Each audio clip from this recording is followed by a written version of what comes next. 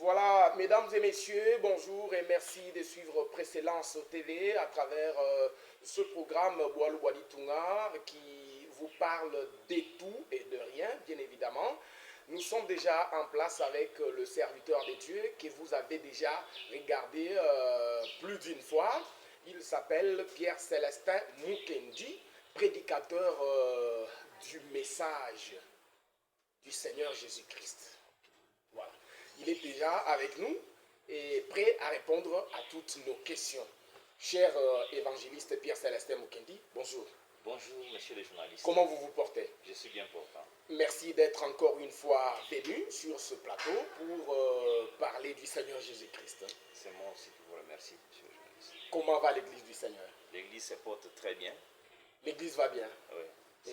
Et les personnes qui sont à l'œuvre vont aussi bien? L'œuvre évolue mieux et ceux qui exercent les différentes fonctions se portent à merveille. Voilà, nous sommes très contents que vous soyez chaque fois disponible lorsque nous vous tendons le micro, lorsque nous vous lançons l'invitation. Est-ce que vous vous sentez heureux en venant répondre à nos invitations? Très heureux, monsieur le journaliste, parce que c'est à cela que nous sommes appelés par le Seigneur. Nous devons apporter cette bonne nouvelle dans les coins les plus reculés pour permettre à plusieurs d'avoir la connaissance exacte du Seigneur et Sauveur Jésus-Christ. Voilà, merci beaucoup.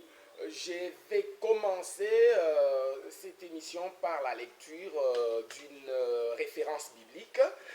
Je vais lire Deutéronome 10, 17.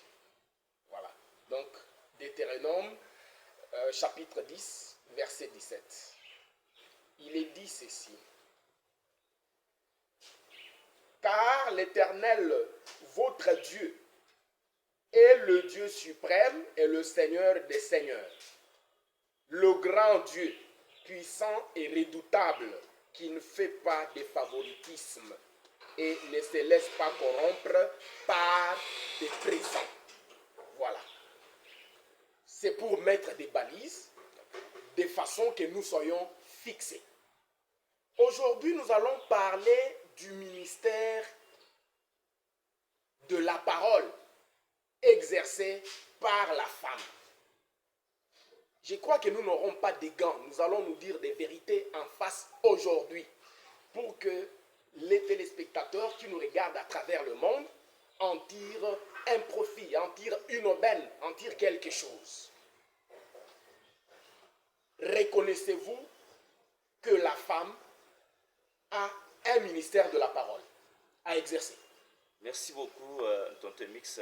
Je salue aussi tous les téléspectateurs qui sont en train de nous suivre à présent. Oui. C'est une question très importante qui va faire couler beaucoup d'encre et de salive. Je suis dans le livre des Actes des Apôtres, chapitre 6. Actes des Apôtres, chapitre 6. Verset 1er jusqu'au 4e. En ce temps-là, le nombre des disciples augmentant, les hellénistes murmurèrent contre les Hébreux parce que leurs veuves étaient négligées dans la distribution qui se faisait chaque jour. Les 12 convoquèrent la multitude des disciples et dirent: il n'est pas convenable que nous laissions la parole de Dieu pour servir aux tables. C'est pourquoi, frères, choisissez parmi vous 7 hommes de qui l'on rende un bon témoignage, qui soit plein d'Esprit Saint et de sagesse, et que nous chargerons de cet emploi. C'est le verset 4 qui nous intéresse beaucoup plus. Et nous continuerons à nous appliquer à la prière et au ministère de la parole. Donc celui qui s'exprime là, c'est l'apôtre Pierre. Vous voyez, il y avait distribution des biens aux veuves. Maintenant, parmi ceux-là qui distribuaient ces biens-là, il y en avait qui discriminaient. Les veuves qui parlaient grec, lorsqu'elles se retrouvaient devant les Grecs ou les Juifs parlant aussi grec, ceux-là pouvaient donner beaucoup plus de biens à ces veuves-là et mépriser les autres, et cela vice-versa. Il y a eu maintenant des problèmes, des disputes. C'est ainsi qu'ils sont allés voir les apôtres. Les apôtres ont dit: mais est-ce qu'il est bon que nous puissions laisser le ministère de la parole que nous commencions à servir encore à des tables. Cela n'est pas possible.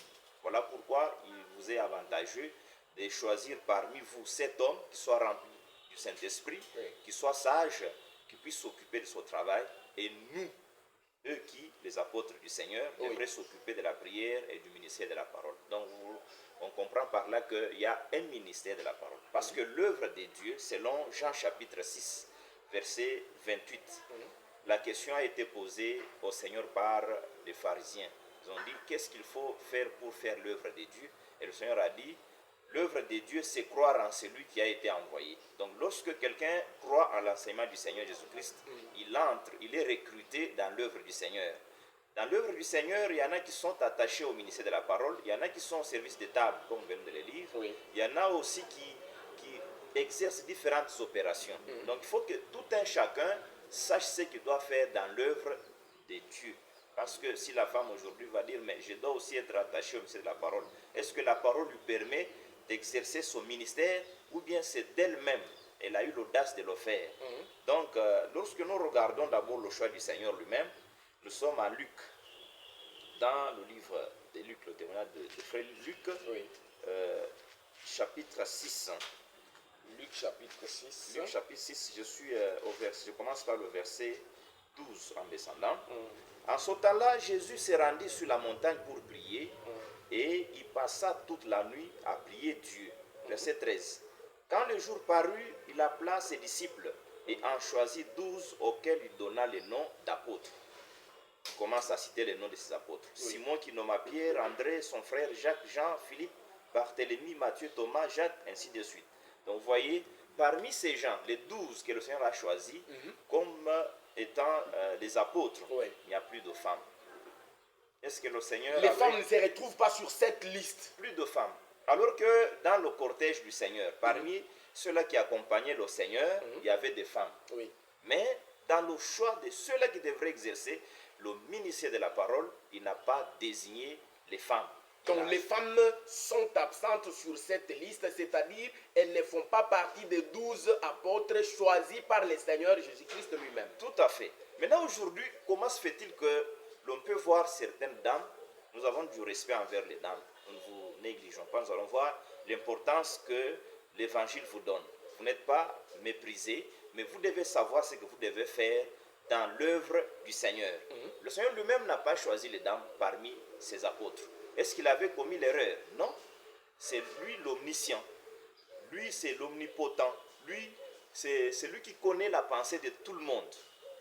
Il avait des femmes qui l'accompagnaient, mais en portant le choix sur les 12, il n'a pas désigné une femme parmi ces 12. Alors, est-ce que je crois au ministère de la parole pour les femmes? Non. C'est ça la réponse. Donc vous ne croyez pas au ministère de la parole pour les femmes. Donc les femmes ne doivent pas prêcher l'évangile. Elles ne doivent pas être prédicatrices. Tout à fait. L'apôtre Paul le dit. Je suis en 1 Corinthiens chapitre 14. Voilà. Parce vous êtes très fort en référence. Mais aujourd'hui, en tout cas, je vous dis que vous n'allez pas vous échapper. Que ce soit sur l'étoile, sur les réseaux sociaux, partout là, sur les chaînes de radio, nous entendons les dames en train de prêcher. C'est passé pour des pasteurs, c'est passé pour des évangélistes, pour des apôtres, ainsi de suite. C'est une erreur. D'ailleurs, elles le font très bien, de plus que même certains hommes. Je vous dis, c'est ce que Paul a dit, courir en vain. Courir en vain? Tout à fait. Avec 1 Corinthiens chapitre 9, on va y revenir. Mais je dois d'abord lire 1 Corinthiens chapitre 14, l'apôtre Paul. Je suis au verset 33 en descendant. 1 Corinthiens 14, verset 33. Qu'est-ce que l'apôtre est en train de déclarer? Car Dieu n'est pas un Dieu de désordre, mais de paix, comme dans toutes les églises des saints. Que les femmes se taisent dans les assemblées. C'est l'apôtre Paul, rempli du Saint-Esprit. L'apôtre qui a travaillé plus que les autres, mais il le dit lui-même que ce n'est plus lui, mais c'est la grâce de la part du Seigneur qu'il avait reçue. Donc il dit que les femmes se taisent dans les assemblées, car il ne leur est pas permis d'y parler, mais qu'elles soient soumises selon que le dit aussi la loi. Si elles veulent s'instruire sur quelque chose, qu'elles interrogent leur mari à la maison, car il est malséant à une femme de parler dans l'église. verset 36. Est-ce de chez vous que la parole de Dieu est sortie ou est-ce à vous seul qu'elle est parvenue? Cette question est très importante. La parole de Dieu est parvenue. Dans la version du Semeur que j'ai ici, Ok. vous avez commencé par Le verset 33. le verset 33. Ok. Ici, il est dit ceci. Dieu, en effet, n'est pas un Dieu de désordre, mais d'épée. Tout à fait. Comme dans toutes les églises de ceux qui appartiennent à Dieu, que les femmes n'interviennent pas dans les assemblées, Ok. car il ne leur est pas permis de se prononcer. Ah oui. Qu'elles sachent se tenir dans la soumission, D'accord. comme le recommande aussi la loi. Voilà. Si elles veulent s'instruire sur quelques points, qu'elles interrogent leur mari à la maison. D'accord. En effet, il est inconvénient pour une femme de se prononcer dans une assemblée. Exact. C'est presque la même chose. Ici, ça concerne le règlement, c'est-à-dire prendre l'autorité. Hein. Oui. Il y a peut-être un problème qui a surgi dans une assemblée. La femme n'a pas le droit de donner sa position qui puisse être appliquée. Oui. Elle doit se taire, que les hommes décident. Nous nous disons très bien qu'on ne les méprise pas. Mais ils C'est-à-dire, doivent savoir ce qu'ils doivent faire. elle n'a pas l'occasion d'apporter son opinion, son avis, Non, son point de vue. elle doit se taire. Elle doit se taire. Oui, selon même la version que vous venez de lire. Ok. Mais il y a une précision qui est apportée en 1 Timothée, chapitre 2. Je commence par le verset 11. Qu'est-ce que l'apôtre est en train de dire?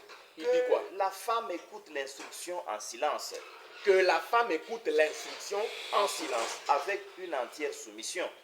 Je ne permets pas à la femme d'enseigner. Ça, c'est une très grande précision. Je ne permets pas à la femme d'enseigner. Là, c'est le 40e verset. C'est le verset 12.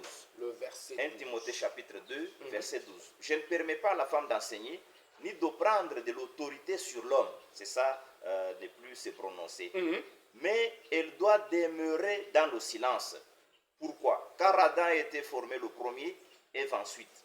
Et ce n'est pas Adam qui a été séduit, c'est la femme qui, séduite, s'est rendue coupable de transgression.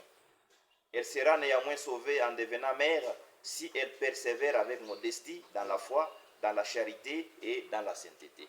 Donc la femme ne peut pas être à l'enseignement ou à la prédication, elle doit apprendre dans le silence. Elle ne peut pas prendre l'autorité sur l'assemblée des saints. C'est-à-dire elle passe devant, elle dirige, n'est-ce pas, la louange de toute l'assemblée. Non, là il prend l'autorité sur toute l'assemblée. Voilà, merci beaucoup. La femme ne peut-elle pas chanter à l'église? La femme peut chanter dans l'ensemble. Elle ne peut pas prophétiser si elle a reçu une vision de la part de Dieu?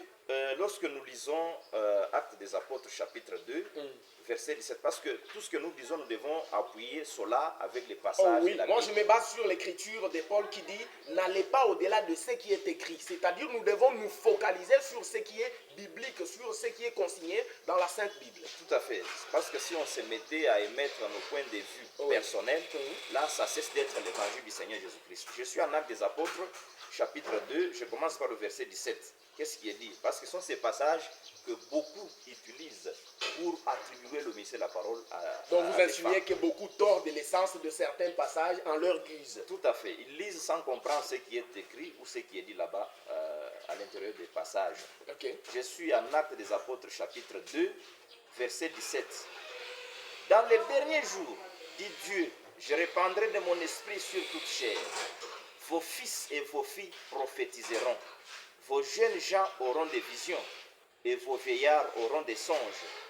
Oui, sur mes serviteurs et sur mes servantes, dans ces jours-là, je répandrai de mon esprit et ils prophétiseront.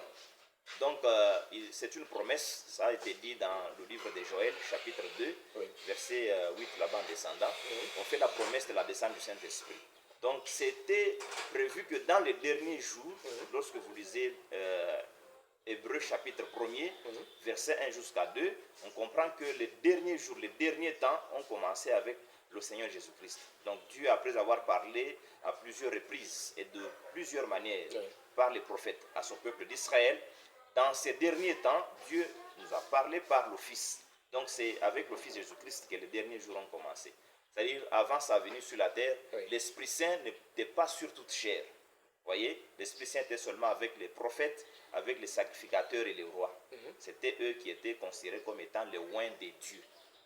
Voyez. Maintenant, avec Jésus-Christ, quand il est venu, il y a maintenant l'accomplissement de l'écriture de Joël. L'Esprit Saint devrait descendre sur toute chair. Je répandrai mon esprit sur toute chair. Voilà, merci beaucoup. J'aimerais un peu que vous me répondiez par rapport à cette question qui me trotte la cervelle. Je répandrai mon esprit sur toute chair, y compris la chair de la femme, Absolument. qui est prédicatrice aujourd'hui et dont vous vous insurgez contre le ministère. Docteur Mix, l'écriture est très claire. Je répandrai de mon esprit sur toute chair. Vos fils et vos filles prophétiseront. C'est-à-dire que quand le Saint-Esprit devrait descendre sur toute chair, y compris la chair de la femme, qu'est-ce que ces gens pouvaient faire? Les filles peuvent prophétiser. Parce que vous m'avez demandé, est-ce que la femme ne peut pas prophétiser? Elle peut prophétiser si elle est remplie du Saint-Esprit. Elle peut parler en langue. Vous voyez? Elle peut exercer le service d'autable, diaconesse par exemple. Mais elle ne peut pas être ministre à la parole. Parce que le Saint-Esprit, c'est un esprit d'ordre. Vous voyez, qu'est-ce qui est dit ici? Donc, lorsque l'Esprit Saint est sur toute chair, cela ne donne pas la faveur ou l'autorisation aux femmes de pouvoir exercer le ministère de la parole. Non, Dieu, c'est un Dieu d'ordre. Regardez ce qui est dit en Romains, chapitre 12. Parce que je pense que nous allons toucher aussi l'aspect de la femme samaritaine. Évidemment. Oui, tout à fait. Je suis en Romains, chapitre 12. On va passer au peigne fin tout ce qui est autour des femmes dans la Bible. D'accord. Je suis en Romains chapitre 12, je commence par le verset 4 en descendant, ou 3 d'ailleurs. Par la grâce qui m'a été donnée, j'ai dit à chacun de vous de n'avoir pas de lui-même une trop haute opinion, mais de revêtir des sentiments modestes, selon la mesure de foi que Dieu a départie à chacun. Donc Paul conseille aux gens, aux saints, de ne plus avoir une très haute opinion, que chacun puisse travailler selon la mesure de grâce qu'il a reçue, selon la mesure de la foi qu'il a obtenue de la part du Seigneur. Car comme nous avons plusieurs membres dans un seul corps, et que tous les membres n'ont pas la même fonction, ça c'est très important. Nous sommes le corps du Christ, chacun pour sa part, Paul le dit en 1 Corinthiens 12, verset 27. Donc nous sommes les membres à ce corps, bien entendu, mais chacun a sa fonction. Ainsi, nous sommes plusieurs, nous qui sommes plusieurs, nous formons un seul corps en Christ. Et nous sommes tous membres les uns des autres. Puisque nous avons des dons différents, selon la grâce qui nous a été accordée, que celui qui a le don de prophétie l'exerce selon l'analogie de la foi, que celui qui est appelé au ministère s'attache à son ministère, que celui qui enseigne s'attache à son enseignement, et que celui qui exhorte à l'exhortation, que celui qui donne le fasse avec libéralité, que celui qui préside le fasse avec zèle, que celui qui pratique la miséricorde le fasse avec joie. Vous voyez? Donc, le corps du Christ est composé de plusieurs membres. Et parmi ces membres qui composent ce corps de Christ, qui est l'Église bien entendu, il y a aussi les femmes. Mais chaque membre a sa fonction. C'est Paul qui l'a dit. Quand un membre veut vouloir faire ce qui ne lui est pas permis de faire, ça devient du désordre. Parce que nous avons vu que notre Dieu, c'est un Dieu d'ordre et non Dieu. C'est comme qui dirait en droit, la compétence c'est d'attribution. Tout à fait. C'est-à-dire vous ne pouvez pas vous arroger le droit de faire ce qui n'est pas de vos attributions. Absolument. Et si quelqu'un fait ce qu'il ne lui est pas permis de faire, il tombe dans ce que l'apôtre Paul a dit en 1 Corinthiens chapitre 9. Je crois que je l'ai évoqué ici au début, mais je préfère qu'on lise toujours. Parce que nous devons appuyer ce que nous disons avec des passages bibliques, c'est-à-dire les paroles parlées par le Seigneur lui-même et confirmées par ses apôtres. Je suis en 1 Corinthiens chapitre 9, je commence par le verset 24 jusqu'à 27. Qu'est-ce que l'apôtre dit? Ne savez-vous pas que ceux qui courent dans le stade courent tous, mais qu'un seul remporte le prix? Courez de manière à le remporter. Tous ceux qui combattent s'imposent toute espèce d'abstinence, et ils le font pour obtenir une couronne corruptible. Mais nous faisons-le pour une couronne incorruptible. Ça c'est l'apôtre. Mais moi donc, je cours non pas comme à l'aventure, je frappe non pas comme battant l'air, mais je traite durement mon corps et je le tiens assujetti de peur d'être moi-même rejeté après avoir prêché aux autres. Donc vous risquez d'avoir couru en vain. C'est-à-dire vous prêchez, on vous dit que... Donc vous courez en dehors des règles. Ouais, vous courez en dehors des règles. Vous combattez en dehors des règles. Donc pour être couronné, il faut respecter les règles des jeux. Donc Nous savons que dans le Seigneur, c'est une vie de course. Donc la vie chrétienne, c'est la vie de course. Nous courons pour la couronne incorruptible qui est la vie éternelle. Dans le Seigneur, c'est une affaire de combat. Donc c'est un combat. C'est Paul qui compare cela à un combat et en donnant des coups, vous devez respecter les règles. Alors, en revenant sur la première écriture que j'ai lue tout à l'heure, Deutéronome 10, 17, je peux y revenir pour la meilleure audition. Je me rends compte que Dieu ne fait exception de personne. Car l'Éternel, votre Dieu, est le seul Dieu suprême et le Seigneur des seigneurs, le grand Dieu, puissant et redoutable, qui ne fait pas de favoritisme et ne se laisse pas corrompre par des présences. Voilà, il ne prend pas de corruption. Ok. Donc, alors, cela signifie quoi? Si je ne vous coupe pas la parole. Oui, ça signifie ça signifie que Dieu, c'est comme nous l'avons lu en Actes chapitre 2. Je crois que vous n'allez pas tirer le drap de votre côté. Non, mais nous sommes là pour éclairer la lanterne de plusieurs. Oui. Dieu ne fait exception de personne.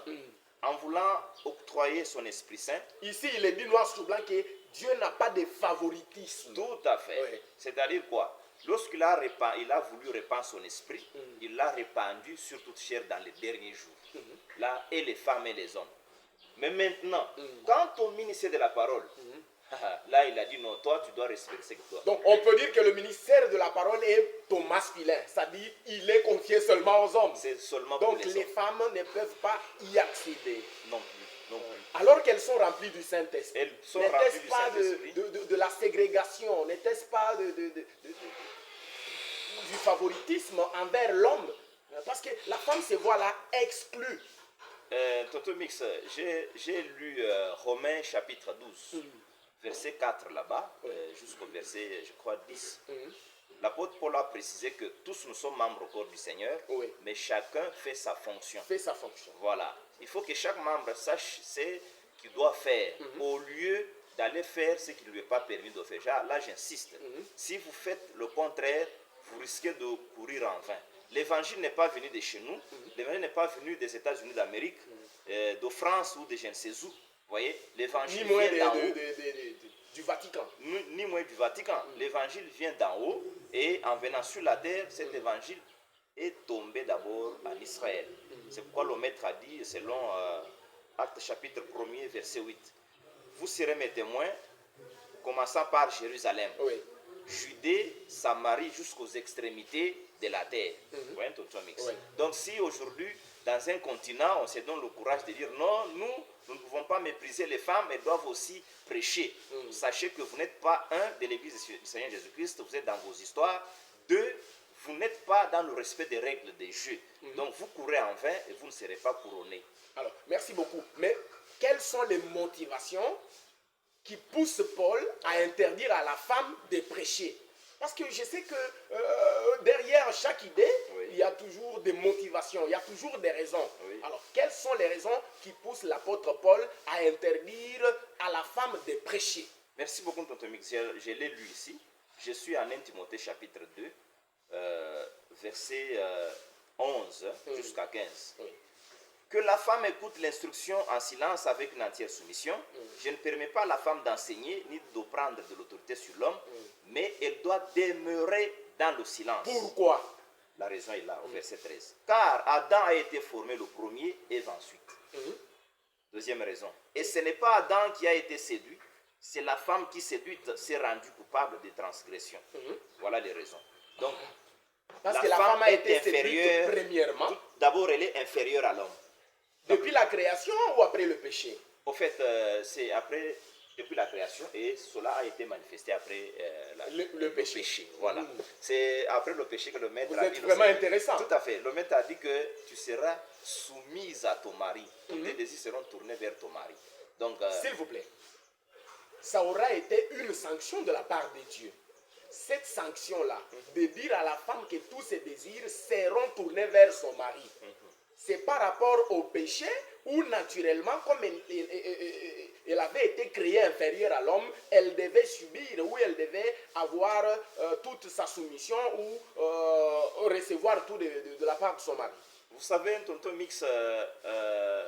lorsque lorsque nous lisons la Bible, en Éphésiens chapitre 5 par exemple, Oui. Il est montré que le chef de l'homme c'est Christ. Hein. Oui. Je l'ai aussi dit avec 1 Corinthiens chapitre 11. Évidemment. Et aussi à Éphésiens chapitre 5. Quand on montre femme-homme, c'est l'image de Christ et Église. Donc le mariage qui existe sur la terre entre l'homme et la femme, c'est l'image du mariage entre Christ et l'Église. Donc quand nous parlons de la femme, c'est l'image de l'Église. Quand nous parlons de l'homme, c'est l'image de Christ. Maintenant, par rapport à Christ et l'Église, c'est Christ qui est le supérieur de l'Église. Et la femme est inférieure. L'Église est inférieure à Christ. Vous voyez? Oui. Ça doit être comme ça. Je ne parle pas des autres activités. Dans les autres activités, la femme peut être donc chef de l'entreprise. Oui. Et Comme nous avons la première ministre, tout à fait. Et Madame Judith Soumino. tout à fait. Il y a aussi des subalternes qui sont des hommes. Ça peut se faire comme ça. Mais dans l'œuvre du Seigneur, ce n'est pas le cas. Vous voyez? Oui. Dieu, dans sa préscience, comme homme et femme, c'est l'image de Christ et Église. Oui. Christ qui a existé dans son éternité savait que je vais créer l'homme, je vais créer la femme. Et ce qui était comme image là devait respecter la réalité qui a existé avant les images. C'est-à-dire, c'est pour répondre à Donc votre question. cette réalité ne devrait pas être métamorphosée, transformée. Non. Avec les temps, même si c'est avec la civilisation. Non, quelle civilisation? Parce que aujourd'hui, les gens veulent annuler la parole du Seigneur au profit des traditions de leur père. Le Seigneur l'a dit en Matthieu chapitre 15. Donc au lieu de respecter l'évangile du Seigneur, ils veulent respecter les mœurs de leur point, de leurs ancêtres. C'est ce qui fait que plusieurs dans leur point, ils se retrouvent, non, la femme vaut aussi la peine, elle peut prêcher. J'ai dit, on n'est pas contre la femme. D'ailleurs, l'apôtre Pierre l'a dit, on va lire ça en 1 chapitre 3. Il dit que, je peux lire pour appuyer, parce que quand nous en parlons comme ça... Vous pouvez lire, mais en attendant, on vous reproche aussi d'être misogyne, d'avoir une haine viscérale des femmes en général. Donc, si je suis misogyne, tonton Mix, donc c'est Christ qui est le premier misogyne alors. Donc vous avez hérité cela de vos souches kassaïennes, de vos ancêtres qui minimisent, qui chosifient, qui considèrent la femme comme une machine de reproduction et le tout s'arrête là, sa place c'est à la cuisine. Est-ce que Christ est un kassaïen? Est-ce que Christ est de chez nous, selon la chair? Lorsque nous lisons Romains chapitre 9, verset 5, Christ est issu d'Israël selon la chair, malgré qu'il est Dieu béni éternellement. Donc Christ n'est pas kassaïen. Donc ce que nous faisons, nous imitons le Seigneur. Lui-même dans le choix, nous l'avons dit, il n'a pas choisi les femmes parmi les apôtres. Vous voyez, l'apôtre Paul dit en 1 Corinthiens 11, verset 1, il dit, soyez mes imitateurs comme je le suis pour Christ. Peut-être qu'il l'avait fait avant l'effusion du Saint-Esprit. Non, mais quand il parle, quand Paul parle là, l'Esprit Saint était déjà descendu. Christ, c'est la préscience. Il connaît, il est le maître du plan. Mais pour lui, il y a des prédicateurs qui disent qu'il n'a pas de voix au chapitre du fait qu'ils ne sont pas mariés. Comment est-ce qu'un célibataire peut parler des femmes alors qu'il n'en sait plus rien? Merci beaucoup, Tonton Mix. Beaucoup de gens ne veulent pas de Paul parce qu'il a touché plusieurs aspects des choses qui se font et qui ne respectent pas l'évangile du Seigneur Jésus-Christ. Plusieurs religions, plusieurs croyances n'acceptent pas l'apôtre Paul parce qu'il les a démystifiées.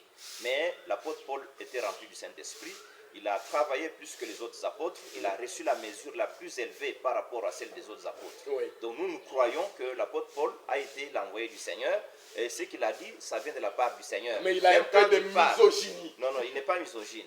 Donc, je l'ai dit, si réellement il faut parler de la misogynie, il faut commencer par le Christ. Le Christ, le Créateur lui-même. Il faut dire qu'il est alors misogyne. Donc, de par son choix des 12 apôtres, comme il n'avait pas choisi des femmes, on peut dire qu'il est misogyne. Non, il n'est pas. Alors qu'il est le Messie, il est le juste, le parfait. Il aime tout le monde. Il fait pleuvoir même sur les champs des mauvais et les champs des justes.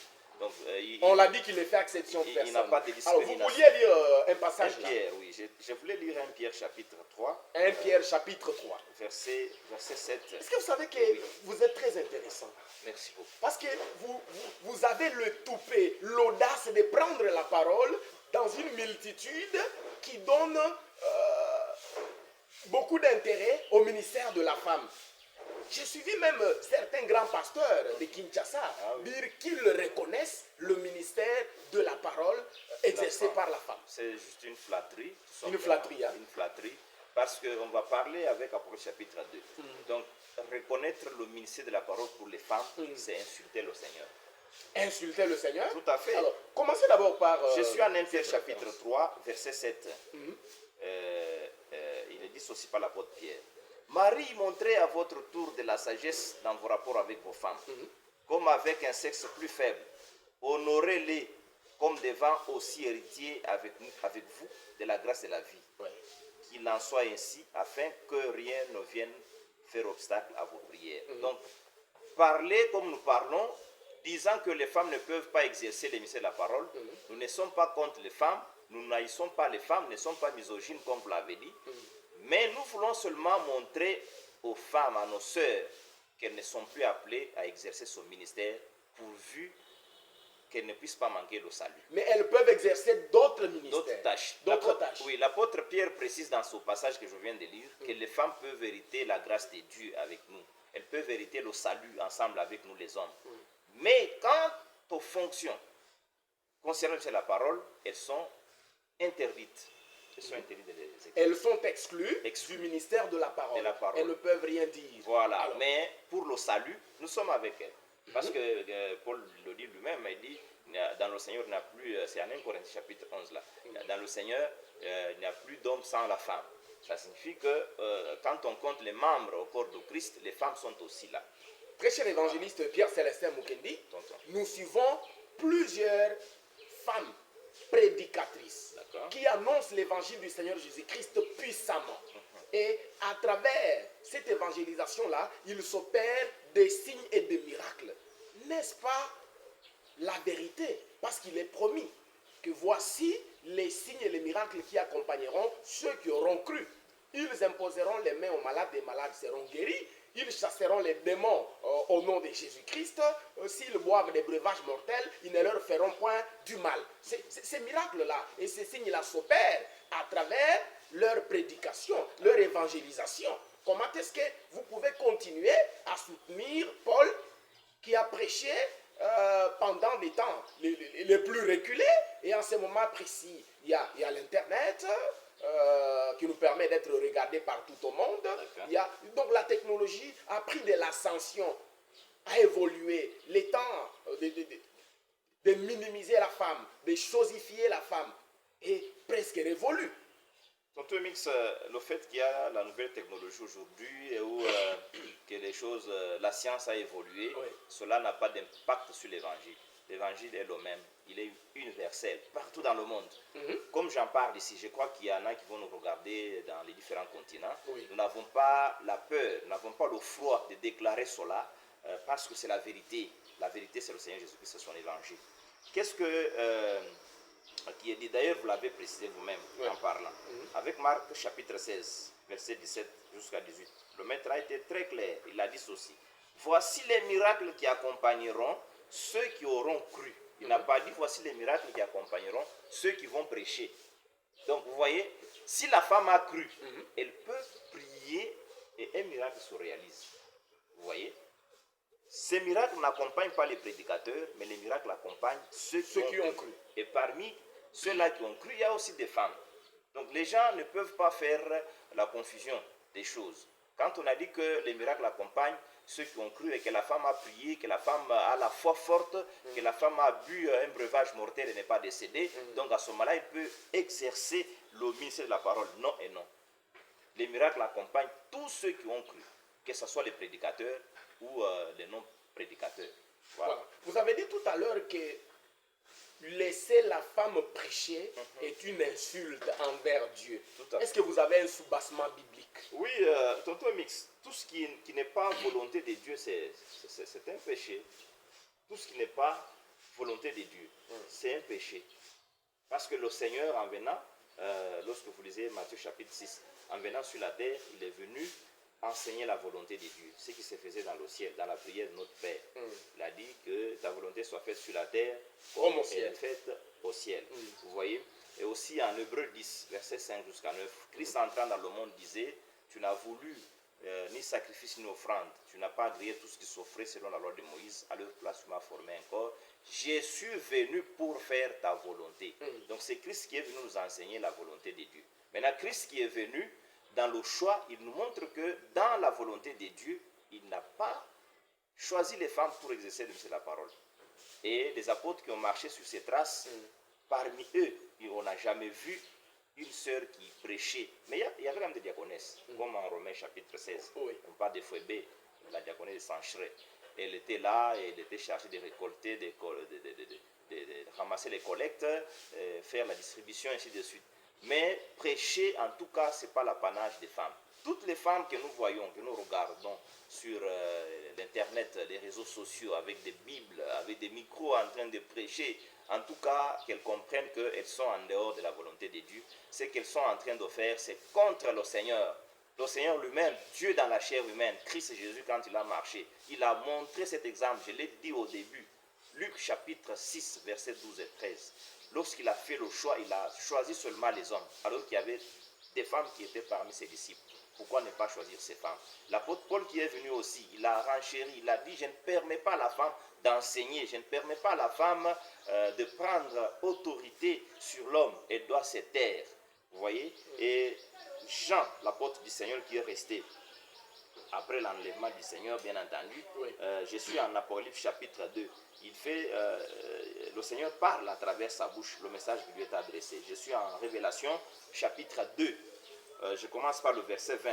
Révélation, c'est l'Apocalypse. L'Apocalypse, tout à fait. Il est dit ceci, c'est l'assemblée de Thyatire. Je préfère commencer par le verset 18. Écrit à l'ange de l'église de Thyatire, voici ce que dit le Fils de Dieu, celui qui a les yeux comme une flamme de feu et dont les pieds sont semblables à des reins ardents. Qu'est-ce que celui-là dit? Je connais tes œuvres, ton amour, ta foi, ton fidèle service, ta constance et tes dernières œuvres plus nombreuses que les premières. Le verset 20. Mais ce que j'ai contre toi, c'est que tu laisses la femme Jézabel, qui se dit prophétesse, enseigner et séduire mes serviteurs, pour qu'ils se livrent à l'impudicité et qu'ils mangent des viandes sacrifiées aux idoles. Je lui ai donné du temps afin qu'elle se repentît, et elle ne veut pas se repentir de son impudicité. Voici, je vais la jeter sur un lit et envoyer une grande tribulation à ceux qui commettent adultère avec elle, à moins qu'ils ne se repentent de leurs œuvres. Je ferai mourir de mort ses enfants, et toutes les églises connaîtront que je suis celui qui sonde les reins et les cœurs, et je vous rendrai à chacun selon vos œuvres. Donc, cette assemblée de Thyatire était appréciée, elle avait de bonnes œuvres. D'ailleurs, il a dit que vos dernières œuvres sont plus nombreuses que les premières. Mais j'ai contre toi ceci. Donc, dans cette assemblée, ceux qui étaient là comme ministres de la parole avaient laissé les femmes prêcher. Vous voyez, l'affaire va s'étendre. Même à ceux-là qui autorisent les femmes d'exercer ce ministère dans leurs assemblées. Vous voyez, le Seigneur est en train de les reprocher. Pourquoi vous laissez cette femme Jézabel prêcher? Elle s'est dit prophétesse. Elle n'est pas prophétesse, mais elle-même s'est dit prophétesse. La femme n'est pas pasteur, mais elle s'est dit qu'elle est pasteur. Elle n'est pas évangéliste, mais elle s'est dit qu'elle est évangéliste. Elle n'est pas apôtre, elle dit qu'elle est apôtre. Vous voyez, ainsi de suite. Donc, elle n'a pas son ministère, mais elle s'arroge cette dignité vainement. Par la lâcheté des hommes qui la laissent prêcher. Maintenant, quand ces hommes laissent les femmes prêcher, Jézabel, c'était la femme du roi Akab, oui. Maintenant, aujourd'hui, quand on l'évoque dans les derniers temps ici, c'est son esprit tout simplement. C'était la femme qui voulait... Jézabel physique est morte. Femme. Elle est déjà morte. Et l'esprit de Jézabel reste. Tout à fait. C'est-à-dire, Jézabel avait de l'autorité sur son mari. Le mari n'avait rien à dire sur elle. Rien à dire. C'est cette dame. Au lieu que Jézabel soit soumise à son mari, c'est le mari qui était soumis à Jézabel, sa femme. Tout à fait. C'est cette dame-là que fuyait le prophète Élie. Quand Élie a dit qu'elle a tué tous tes prophètes et je suis resté seul, elle cherche aussi à me tuer. C'était Jézabel. Et le Seigneur lui a dit, Élie, tu n'es pas seul. Tu n'es pas seul. Je me suis gardé 7000 hommes qui n'ont pas fléchi devant Baal. Courbé les chines devant Baal. Donc vous comprenez que Jézabel, c'était une femme qui avait de l'autorité sur l'homme. Alors que l'apôtre a dit que je ne permets pas à la femme d'avoir de l'autorité sur l'homme. Vous voyez. Maintenant, cette dame qui prêche aujourd'hui, elle est remplie de l'esprit de Jézabel. Celle qui prêche Jésus-Christ oui, ici. oui, oui. Et en prêchant là, elle commet l'adultère parce qu'elle ne fait pas la volonté de Dieu. Quand quelqu'un se détache de ce que Dieu a agréé pour faire le contraire, cela est appelé sur le plan spirituel l'adultère. Donc elle commet l'adultère. Et elle pousse aussi les hommes à commettre l'adultère, c'est-à-dire les hommes qui sont là comme ministres de la parole, qui acceptent cela, Qui l'entendent, qui la regardent en train de faire ce qui est contraire à la parole. Voilà, ces gens commettent adultère avec cette dame. Et tous ceux qui naissent de son ministère, ce sont ses enfants. Ce sont les gens qui sont nés du ministère du péché. On dirait les bâtards. Oui, les bâtards. C'est pourquoi il a dit, je vais tuer ses enfants. Est-ce qu'il va prendre l'épée pour les tuer comme ça? Non, c'est-à-dire que tout ce qu'elle a fait là, c'est vain. Ces gens ne sont pas les enfants de Dieu, même si elles ont accepté la parole de Dieu prêchée par Jézabel. Elles ne peuvent jamais recevoir le Saint-Esprit. C'est vrai. Ah oui, c'est ça. Oh, c'est très intéressant. Alors, au sein de l'Église du Seigneur Jésus-Christ, la femme ne peut-elle pas interpréter? Le pasteur prêche, elle a un atout. Elle a quand même une certaine capacité langagière d'interpréter ce que le pasteur dit à la chair, à l'attention de ceux qui par exemple, ne connaissent pas le français, mais parlent le Chiluba, le Lingala ou d'autres dialectes parmi ce qu'on a ici en RDC. Merci beaucoup, Tonton Mix. En tout cas, nous les voyons. Ça se fait dans beaucoup d'assemblées, partout dans le monde. Un interprète, c'est un prédicateur dans une autre langue. Oui. C'est-à-dire, les gens qui n'entendent pas cette langue-là, quand l'autre traduit là, pour eux, c'est l'autre là qui prêche. Donc l'interprète, c'est un prédicateur. La femme ne peut pas interpréter.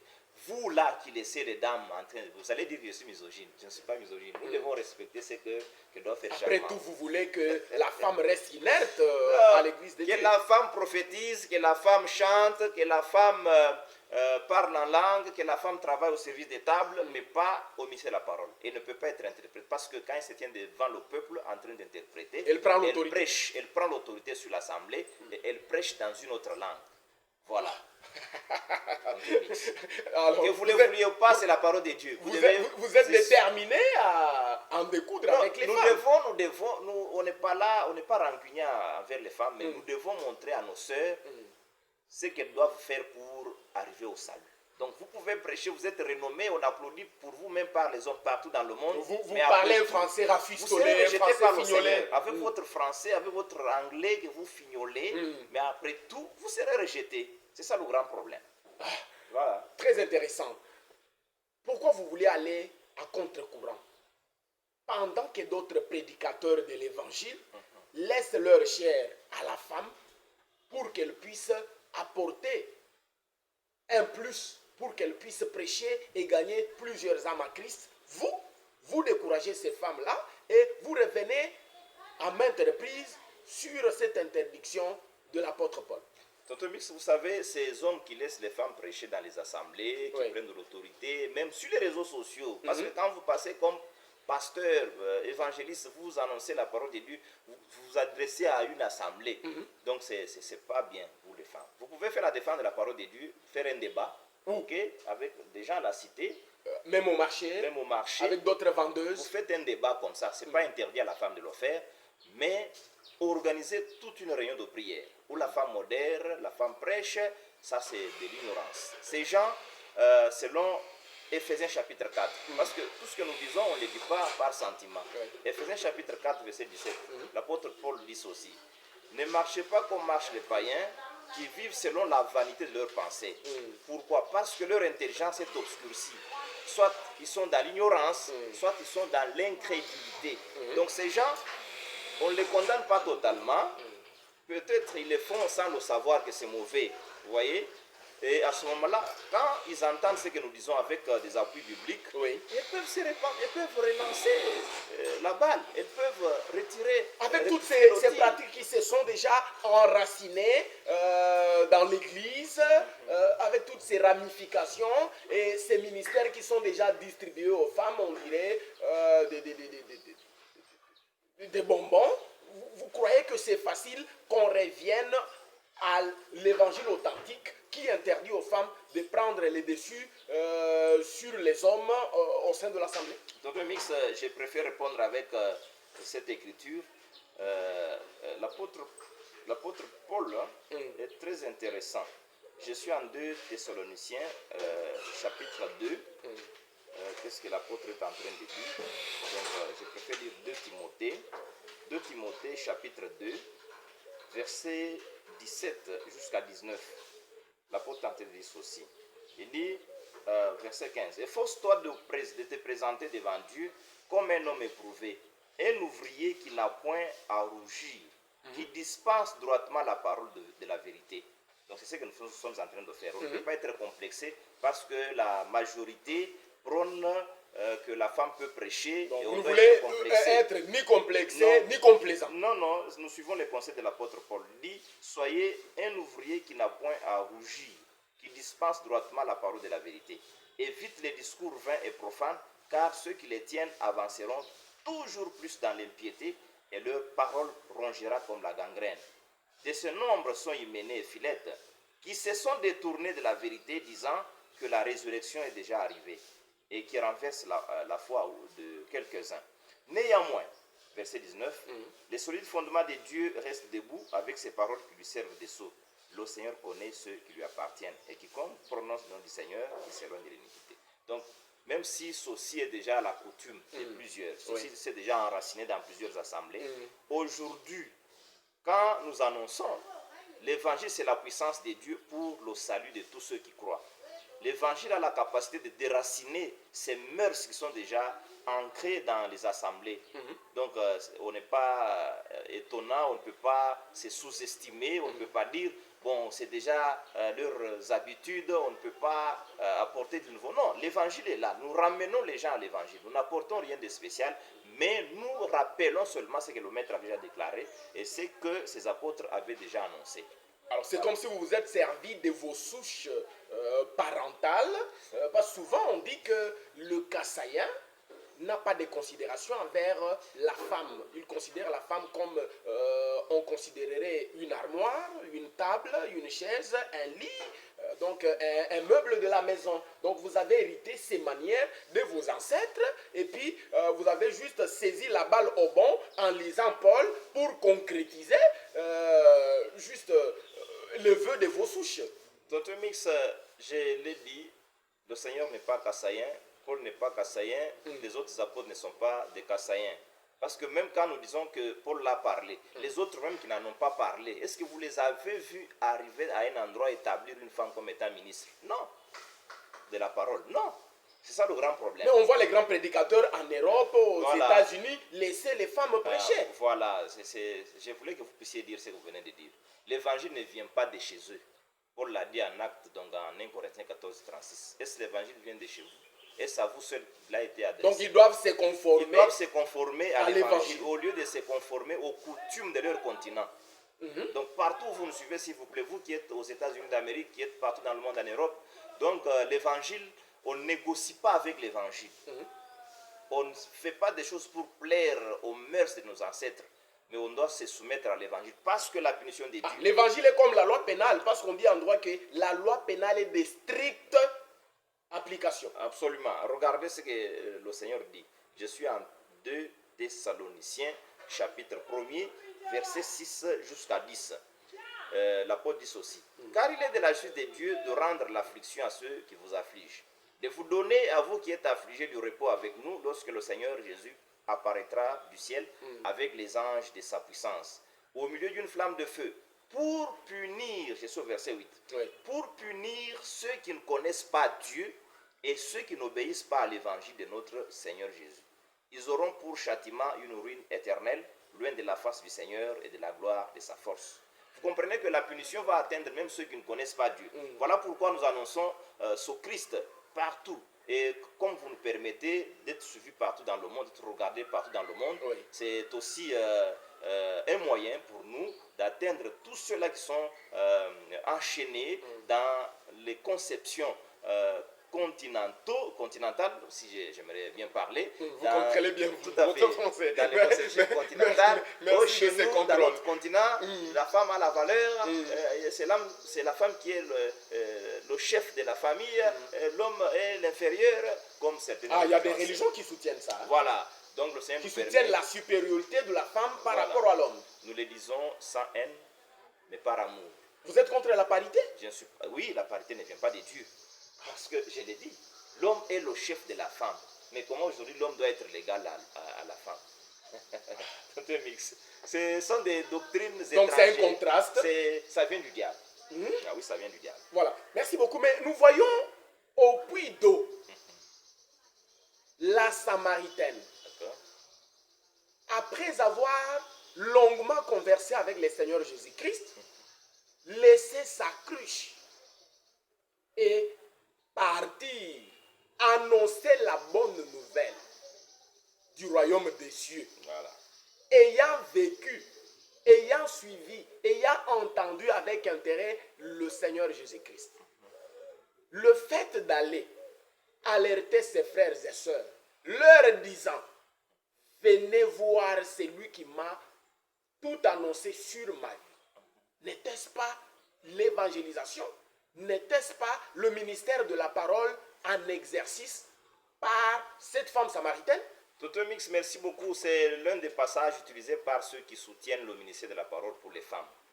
Ils disent que, regardez la Samaritaine, elle est allée prêcher la parole de Dieu. Et elle l'a fait, vous en êtes conscient. Et il y en a aussi, c'est pas vrai, nous allons éclairer ce passage-là. Il y en a aussi qui se réfèrent à ces femmes qui étaient allées au tombeau du Seigneur lors de la résurrection. Je pense qu'on va aussi toucher cet aspect. Il se réfère à ces passages pour dire que la femme exerce le ministère de la parole. Mais lisons, s'il vous plaît, ce qui s'est passé. C'était l'échange entre le maître et cette femme samaritaine. Quand le Seigneur lui a dit, si tu connaissais le don de Dieu et qui est celui qui te parle, c'est toi qui pouvais lui demander de l'eau à boire. Il a dit, donne-moi cette eau s'il vous plaît. Tout ça, le Seigneur lui a dit, va dire à ton mari, à ton époux, qui vient, il a dit, je n'ai pas d'époux. Le Seigneur lui a dit, à cela tu as raison, tu en as eu 5. Et elle a reconnu sa vie de dévergondage. Elle n'avait pas d'époux, elle n'était pas mariée. Voilà, et celui que tu as maintenant n'est pas ton mari. Là, tu as dit la vérité. Maintenant, écoutez, c'est le verset 28 que vous avez évoqué là. Alors, la femme ayant, Jean chapitre 4, verset 28. Ok. La femme ayant laissé sa cruche, s'en alla dans la ville et dit aux gens, venez voir un homme qui m'a dit tout ce que j'ai fait. Ne serait-ce point le Christ? Voilà ce que la femme a donné comme message à ces gens. Venez voir un homme qui m'a dit tout ce que j'ai fait. Ne serait-ce pas le Christ? Donc la femme n'était même pas... Ce n'était qu'une annonce. Malgré que ce n'était qu'un message. Oui, le Seigneur lui avait déjà dit que je suis moi qui te parle. Parce que la femme a dit au verset 25 que nous attendons la venue du Messie, qui est appelé Christ. Quand il viendra, il nous dira toutes choses. Et Christ n'a pas mâché le mot. Il lui a dit, je le suis moi qui te parle. Mais quand la femme est allée dire à ses frères samaritains, à ses contemporains, elle a dit, venez voir l'homme qui m'a tout dit concernant ma vie. Ne serait-ce pas le Christ? Donc sans précision. Est-ce que c'est le Christ ou ce n'est pas lui? Mais est-ce que ça c'est prêcher la bonne nouvelle du royaume? Non. D'ailleurs, l'évangile... C'est là que vous voulez vous échapper. Ah, mais non, je ne m'échappe pas, je vais éclairer. Parce que les gens lisent sans comprendre ce qui est dit. Mais elle a apporté le message, elle a apporté la nouvelle. Le problème qui est là, c'est... Elle a apporté l'évangile. Sortir ce qui est dit dans son contexte. Il faut savoir situer chaque point dans son cadre d'émergence. Vous voulez insinuer que par ces paroles, par cette annonce, les gens ne pouvaient pas se transformer, ne pouvaient pas croire au Seigneur Jésus-Christ par le fait qu'elle ait annoncé cette bonne nouvelle à ses auditeurs. Mais est-ce que le Seigneur lui-même avait annoncé la bonne nouvelle à la fin? Regardez, un total mix. Avec Romains chapitre 10, verset 17. Oui. Il est dit aussi par l'apôtre Paul. La foi vient de ce que l'on entend. Et ce que l'on entend vient de la parole de Christ. Okay. Vous voyez? Donc il fallait que ces gens viennent entendre la parole de Christ pour croire.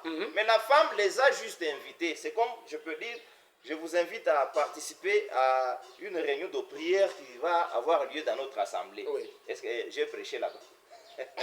C'est ce que la femme avait fait. Elle avait juste invité les Samaritains à venir écouter le Messie. C'est pourquoi quand vous descendez... Qu'ils viennent écouter. Ouais. Venez entendre celui qui m'a parlé de toute ma vie. Ne serait-ce pas le Christ? D'ailleurs, quand vous descendez, les Samaritains, quand ils ont entendu le maître en train de prêcher, ils ont dit, nous n'avons pas cru parce que toi tu nous as dit là, mais parce que nous-mêmes nous avons entendu. Donc la foi vient de ce que l'on entend. La femme n'a rien prêché. La femme a juste invité les gens à venir écouter le Messie. Et vous allez prendre ce passage pour dire non, non, il a exercé le ministère de la parole. Non, ça c'est juste une invitation. Voilà. Merci beaucoup. Retournons maintenant au sépulcre. D'accord. Très tôt le matin, pendant que les hommes dormaient paisiblement, parfois en train de ronfler, Oui. elles se sont réveillées à l'aube, À l'aube. se sont rendues à la tombe du Seigneur. Arrivées là sur place, elles ont été consolées, visitées par les anges qui leur ont dit de ne pas chercher celui qui est vivant parmi les morts. Et les femmes sont parties du sépulcre, toutes joyeuses, toutes contentes, pour aller rapporter ce qu'elles ont vécu à la tombe aux disciples qui étaient restés inertes, qui n'avaient rien à faire. N'est-ce pas là une annonce de la bonne nouvelle? Tonton Mix, la bonne nouvelle peut être une bonne nouvelle de naissance. Quelqu'un vient vous informer qu'on a mis au monde chez lui. C'est une bonne nouvelle. Mais pas l'évangile. Mais ce n'est pas l'évangile. L'évangile, c'est la bonne nouvelle du royaume des cieux. Oui. C'est-à-dire, quand on annonce, il y a le salut qui en dépend. Il y a la foi qui va suivre, il y a le Saint-Esprit qui va être accordé, il y a la vie éternelle qui va être donnée. Oui. Donc, vous voyez, c'est comme vous l'avez dit. Je suis très content de vous parce que vous parlez avec précision. Même quand vous lisez aussi ces passages, je sens que vous ne sortez pas de contexte. Donc, vous reprenez textuellement, comme c'est dit. Merci. Plusieurs lisent en sortant ces passages de leur contexte. La femme est allée rapporter. La femme est allée dire que quand je suis allé au tombeau, j'ai trouvé que le Messie n'était pas là. Est-ce que ça c'est la prédication? Ça c'est quoi ça? C'est juste. Donc elle a relaté les faits tels que c'est une vécu. information qu'elle a donnée par rapport à ce qu'elle a vu. Oui. C'est pas de l'évangile. Oh Seigneur Jésus, il faut que les gens comprennent comment. L'évangile, c'est selon Hébreux chapitre 2. Ce sont les paroles prononcées par le Seigneur lui-même et confirmées par ceux qui l'ont écouté. C'est ça l'évangile. Les témoins oculaires et oculaires. Et oculaires. Les disciples. Tout à fait. Je vais lire ce passage. Hébreux chapitre. Vous êtes très fort en écriture. En fait, c'est pas. Hébreux combien? Nous devons appuyer ce que nous disons avec ce que les apôtres ont déclaré. Et tordu de sens par plusieurs. Hébreux chapitre 2, verset 1 jusqu'à 4. Chapitre 2. Voilà. C'est pourquoi nous devons d'autant plus nous attacher aux choses que nous avons entendues, de peur que nous ne soyons emportés loin d'elles. Car si la parole annoncée par des anges a eu son effet, et si toute transgression et toute désobéissance a reçu une juste rétribution, comment échapperons-nous en négligeant un si grand salut qui, annoncé d'abord par le Seigneur, nous a été confirmé par ceux qui l'ont entendu? Dieu appuyant leur témoignage par des signes, des prodiges et divers miracles et par les dons du Saint-Esprit, distribués selon la volonté ou sa volonté. Donc ici, on décrit, si la parole prononcée par les anges, c'est-à-dire la loi de Moïse, qui a été annoncée, publiée par les anges, celui qui dérapait de la loi de Moïse, il devrait être sanctionné, il devrait être frappé, ainsi de suite. Maintenant, si aujourd'hui, les gens ne respectent pas ce si grand salut, l'évangile de Jésus est appelé un si grand salut. Donc, annoncé par le Seigneur lui-même et confirmé par ceux qui l'ont entendu. Donc, vous voyez, l'évangile, c'est la parole prononcée par ou annoncée, la parole prêchée par Jésus lui-même, parce que c'est lui qui l'a prêché, qui a prêché l'évangile, le premier. Et quand il a prêché, il a commissionné les autres. Vous serez mes témoins, allez-y, faites de toutes les nations des disciples. Vous voyez maintenant. Donc, ce que la femme était allée dire, ou ce que ces femmes étaient allées dire, c'était juste une information.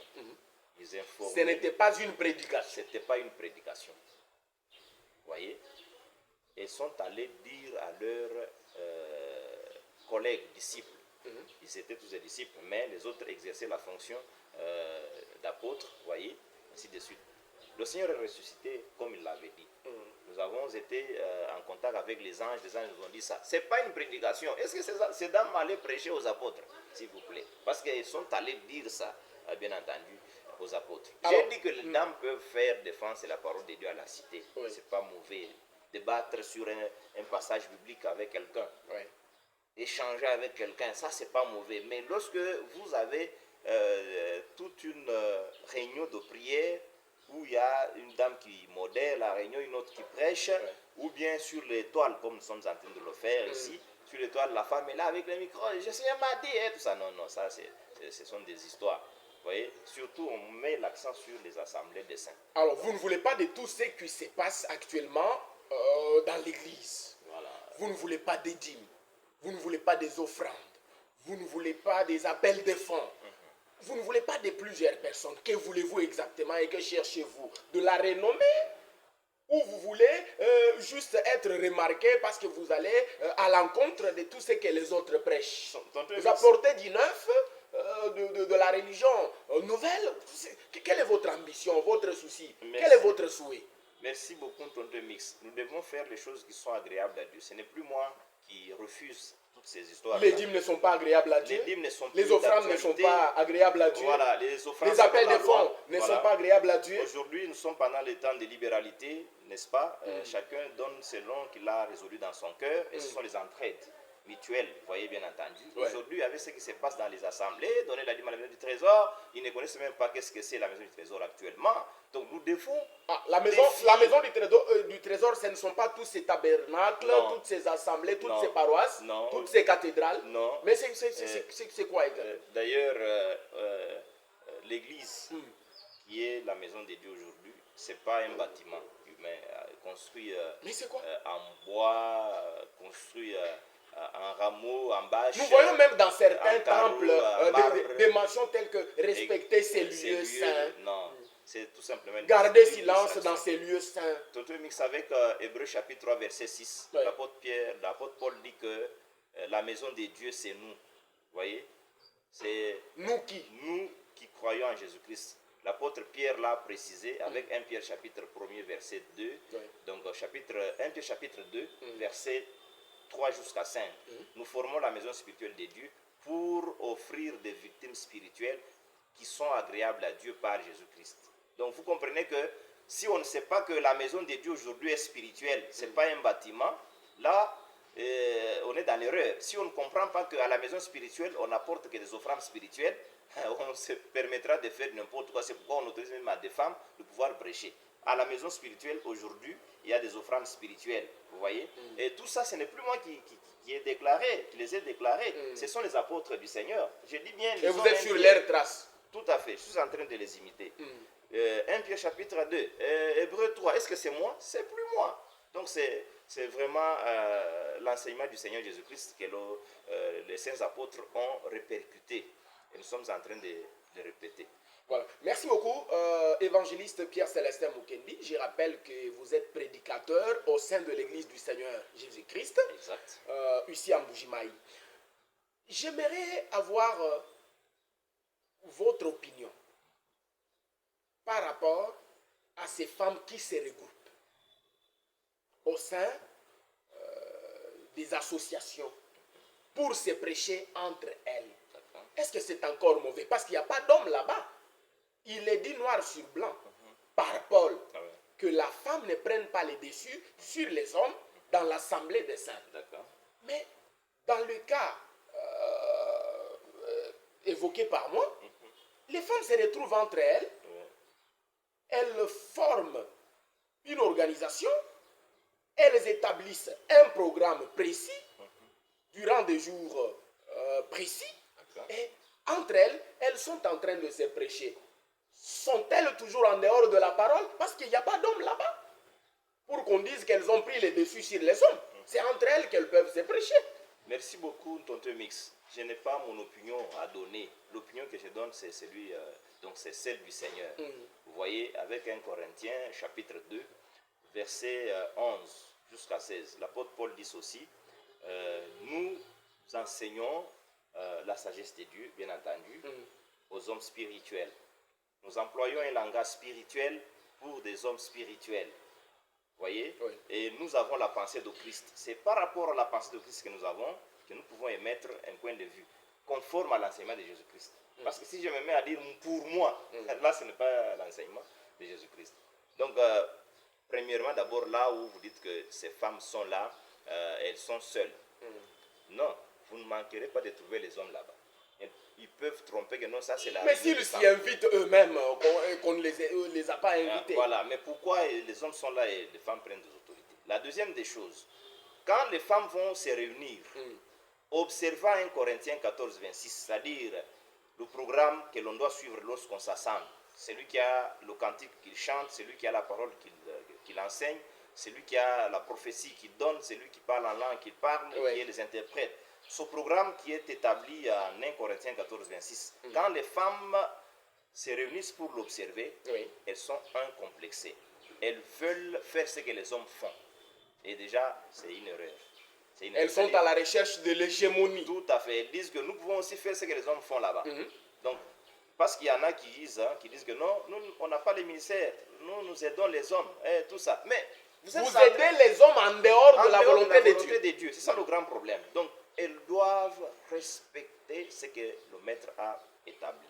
Donc, même si elles s'assemblaient entre elles, elles sont en train d'observer 1 Corinthiens 14, 26. Donc, elles jouent en dehors des règles. La couronne n'est pas garantie. Mais Paul demande aux vieilles femmes dans la foi d'entretenir les jeunes, les jeunes femmes, les jeunes filles, ainsi de suite. Cet entretien-là tourne autour de quoi? Autour, par exemple, de leur menstruation, autour de leurs conditions hygiéniques, autour de leur comportement à afficher au sein du mariage. Ça doit tourner autour de quoi exactement, si ce n'est pas autour de la parole? Merci beaucoup, tonton Mix. Paul a demandé aux femmes âgées de conseiller les jeunes femmes concernant les tâches domestiques. Sur ce qui doit se passer à la maison. Oui, comment ils doivent entretenir leur maison, leur mari, leurs enfants, ainsi de suite. C'est avec la parole de Dieu, c'est par les échanges. Il peut y avoir des réunions, des partages. Ce n'est pas mauvais. D'ailleurs, nous avons l'habitude de le faire. Après la prière, là, les femmes peuvent se retrouver entre elles. Elles parlent de toutes ces histoires-là, sans tabou. Et se parlent de tout ce que vous avez évoqué ici. Et ça, ce n'est pas une prédication. Ça, ce n'est pas l'observation de 1 Corinthiens 14. C'est de la morale? C'est juste, non, c'est le partage donc c'est du social. C'est l'échange. L'échange sur comment vivre, mais en respectant l'évangile. Mais ce n'est pas tout un programme, comme je l'ai dit. On dit par exemple, chaque mardi, on s'est réunis à 15 h.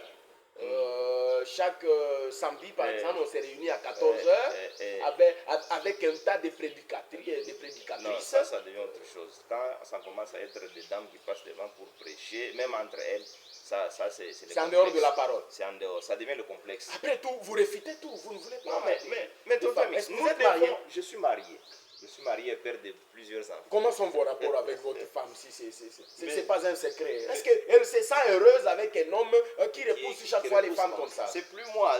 Je vous ai dit qu'avec 1 Pierre chapitre 3, voilà ce que je fais. Toujours dans le respect de l'évangile. 1 Pierre chapitre 3, verset, c'est là que je me retrouve. Marie, montrez à votre tour de la sagesse dans vos rapports avec vos femmes, comme avec un sexe plus faible. Honorez-les comme devant aussi hériter avec vous de la grâce de la vie. Qu'il en soit ainsi afin que rien ne vienne faire obstacle à vos prières. Donc, vous voyez, il y a de la différence, l'échange. Il y a du respect. Il y a du respect. Donc, nous échangeons, nous montrons ce que doit faire l'un et ce que doit faire l'autre. Donc, le Seigneur a déjà préétabli les normes que nous devons respecter. Merci. Est-ce que la femme peut lire la Bible? Vous prêchez là-devant. Vous demandez à une sœur qui a une Bible, par exemple, la version Scofield, qu'elle lise cette Bible-là, et toute l'assemblée est silencieusement attentive, en train de suivre cette lecture-là faite par une sœur. Merci beaucoup, tonton Mix. En tout cas, toutes les questions que vous me posez, je comprends que vous êtes dans les auditeurs, dans les téléspectateurs. Merci. Parce que beaucoup en parlent. La femme, Paul a dit, je ne permets pas à la femme de prendre de l'autorité sur l'assemblée. Lorsque la femme se met à lire et que toute l'assemblée est silencieuse, elle a pris de l'autorité sur l'assemblée. Elle peut lire la Bible dans l'ensemble avec les autres, mais elle ne peut pas être chargée de cette tâche-là. Quand un prédicateur homme est devant en train de prêcher, et c'est la femme qui est désignée pour lire à l'attention des autres. Non, elle prend maintenant de l'autorité. Là, il faut que les gens comprennent. Ça, c'est le parler du Saint-Esprit. C'est vrai. Oui. Donc, La femme ne peut pas prendre l'autorité sur l'assemblée, docteur Mix. Est-ce qu'elle peut entonner le chant et l'assemblée est en train de suivre? Elle est dirigeante, par exemple, de l'orchestre ou de la chorale. Merci beaucoup. Elle peut diriger un groupe de gens. Parce que dans le programme établi en 1 Corinthiens 14, 26, Oui. il est dit les uns les autres parmi vous ont-ils un cantique. C'est-à-dire qu'il y en a qui n'ont pas un cantique, qui sont assis. Les uns et les autres ont un cantique. Ils chantent ça. C'est ça le groupe des gens. Parce qu'il y en a qui disent chorale, ça n'existe pas, chœur, tout ça. Non, non. Vous Les soutenez uns- que les chorales doivent exister Tout à fait. dans l'Église. Absolument. Les uns et les autres parmi vous. Ça, c'est 1 Corinthiens 14, 26. Je lis, hein? Je lis un peu pour appuyer ce que j'ai dit. Parce qu'il y a ce courant-là des prédicateurs qui disent non, on ne peut pas avoir un groupe de gens qui chantent, tout ça, tout ça. C'est vraiment de l'erreur. 1 Corinthiens 14, 26, qu'est-ce que l'apôtre dit ici? Il dit que faire donc, frères, lorsque vous vous assemblez, les uns ou les autres parmi vous, les uns ou les autres parmi vous, ont-ils un cantique, une instruction, une révélation, une langue d'interprétation, que tout s'efface pour l'édification? Les uns ou les autres parmi vous. C'est très clair, c'est pas tout le monde quand même. Dans les uns ou les autres, là, il y a aussi, Les femmes. Maintenant, le problème, c'est lequel? Une femme peut diriger ce groupe-là. La femme peut diriger un groupe de gens qui chantent. Oui. Là, elle ne prend pas l'autorité sur toute l'assemblée. Mais c'est elle qui entonne, c'est elle qui est dirigeante de la chorale ou du chœur. Tout à fait. Ça, c'est une partie et non l'ensemble de l'assemblée. Et pendant qu'elle entonne là, l'assemblée est silencieusement en train d'écouter ou de suivre ses mouvements. Et, Non, elle est en train et c'est qu'elle d'entonner. entonne. Elle est en train d'entonner dans le groupe qui est devant, composé d'hommes ou de femmes. Mais ce n'est pas toute l'assemblée qui est appelée à reprendre ce qu'elle est en train de chanter. D'où moi, quand elle entonne là, je peux seulement me taire et ne pas battre mes mains. Je peux dire amen à ce qu'elle dit, mais là, la femme n'a pas pris l'autorité sur toute l'assemblée. Là, j'insiste. Quand la femme parvient à prendre de l'autorité sur toute l'assemblée, c'est ce que Paul a interdit. Je ne permets pas à la femme de prendre de l'autorité sur l'assemblée. C'est-à-dire l'assemblée, c'est elle qui dirige les activités. S'il vous arrive par exemple de vous retrouver dans une église où la femme, on vous a invité, vous êtes curieux de voir aussi ce qui se passe ailleurs. Vous arrivez, vous trouvez qu'une femme est en train de prêcher. Une femme est en train de lire la Bible. Une femme est en train de prendre le dessus sur l'assemblée. Qu'est-ce que vous allez faire? Vous allez vous lever bonnement et rentrer? Vous allez faire de reproches? Qu'est-ce que vous allez faire exactement? Je veux sortir. Vous allez sortir. Mais ce ne serait pas du respect de la déférence envers votre inviteur. Mais je vais lui dire que ce que vous avez fait, c'est contre la volonté du Seigneur. Je vais lui dire ça. Ok, merci. Alors, ces prédicateurs qui permettent aux femmes d'enseigner, n'ont-ils pas lu toutes ces écritures dont allusion faite par vous tout à l'heure? Ils lisent, mais il faut abstraction. Soit ils veulent flatter, soit ils veulent respecter les mœurs, les coutumes du milieu ou des milieux où ils se trouvent. C'est-à-dire qu'ils travaillent pour quelqu'un d'autre et non pour Christ. Tout à fait. Ils ne sont pas au service du Seigneur. C'est-à-dire, j'ai dit les autres le font par ignorance. Quand ils entendent ce que nous disons, qu'ils revérifient, ils peuvent se rattraper. Les autres le font par incrédulité. C'est-à-dire, ils veulent annuler l'évangile du Seigneur au profit des mœurs du milieu dans lequel ils vivent. Or, si ils se disent par exemple, si je parle comme je suis en train de parler, je serai chassé du milieu, je serai mal vu, mon épouse va me rejeter. Il y a des choses comme ça. Il y en a qui se sont déjà donné des noms, tout ça. Tout à fait. Il y en a qui ont trouvé du travail par rapport aux relations ecclésiastiques. Tout à fait. Alors que l'évangile ne regarde pas l'extérieur, nos accoutumances, nos relations que nous avons. Les gens doivent se soumettre à l'évangile et non l'évangile qui doit suivre les gens. Voilà. Évangéliste Pierre Célestin Mukendi, quel conseil pouvez-vous prodiguer aux prédicateurs qui laissent les femmes prêcher sur l'estrade? Il n'y a pas d'autre conseil que ce que nous avons lu en Apocalypse chapitre 2, verset 20. Le Seigneur a dit, ce que j'ai contre toi, Thyatire, c'est que tu laisses la femme Jézabel prêcher et séduire mes serviteurs. Donc que ces gens ne permettent pas aux femmes de prêcher, parce que le Seigneur va les sanctionner. Ça c'est Révélation que nous avons lu, verset chapitre 2, verset 20 en descendant. Je peux lire ça comme c'est un conseil, hein, Oui. et que tous ceux qui nous regardent partout se retrouvent, s'ils aiment les apôtres du Seigneur, qu'ils comprennent que c'est un conseil très pertinent. Mais ce que j'ai contre toi, c'est que tu laisses la femme Jézabel, qui se dit prophétesse, enseigner. C'est que j'ai contre toi. J'ai contre toi. Donc, Toi, prédicateur, homme. Le Seigneur est contre toi de ce que tu laisses les femmes prêcher dans les assemblées. Il est contre toi. Donc, il ne faut pas le faire. Elle l'enseigne, elle séduit même les serviteurs. C'est vrai. Pour qu'ils se livrent aussi à l'impudicité. J'ai dit, quand la personne commence à faire ce qui est contraire à la parole de Dieu, c'est ça de devient l'impudicité. de l'impudicité. Dieu frappait Israël quand Israël ne respectait pas la loi de Moïse. C'était l'impudicité. Voici ce que je vais. Voilà, ça c'est un conseil. Hein. Voici ce que je vais faire. Je vais la jeter sur un lit et envoyer une grande tribulation à ceux qui commettent adultère avec elle, à moins qu'ils ne se répandent de leurs œuvres. Donc, que ces gens-là se répandent. Ils ont avoir fait cela par erreur, par ignorance. En tout cas, quand ils entendent cette parole, qu'ils ne puissent pas endurcir leur cœur. Le salut en dépend. Voilà. Merci beaucoup. Mais j'aimerais que vous puissiez nous dire quel sera le sort de toutes ces personnes qui s'asseyent et qui suivent la prédication faite par les femmes. Est-ce que ces personnes seront sauvées? Est-ce qu'elles seront condamnées? Et elles-mêmes qui prêchent là, quel sera leur sort? Mais nous avons, je l'ai dit ici avec 2 Thessaloniciens chapitre 1, verset 6 jusqu'à 10. Ils recevront le châtiment, soit parce qu'ils sont ignorants, ils ne connaissent pas, soit parce qu'ils n'obéissent pas. C'est-à-dire, si ces personnes arrivent à trépasser sans changer d'attitude, là ils seront passibles du châtiment de la part du Seigneur. La ruine éternelle, loin de la face du Seigneur. Ça c'est 2 Thessaloniciens chapitre 1er, verset 6 jusqu'à 10. Vous voyez? Et aussi, le Seigneur l'a même dit ici, hein, dans ce que je venais de lire là, Apocalypse chapitre 2 là. Vous voyez? Je vais tuer, je ferai mourir de mort ces enfants, et toutes les églises connaîtront que je suis celui qui sonde les reins et les cœurs, et je vous rendrai à chacun selon vos œuvres.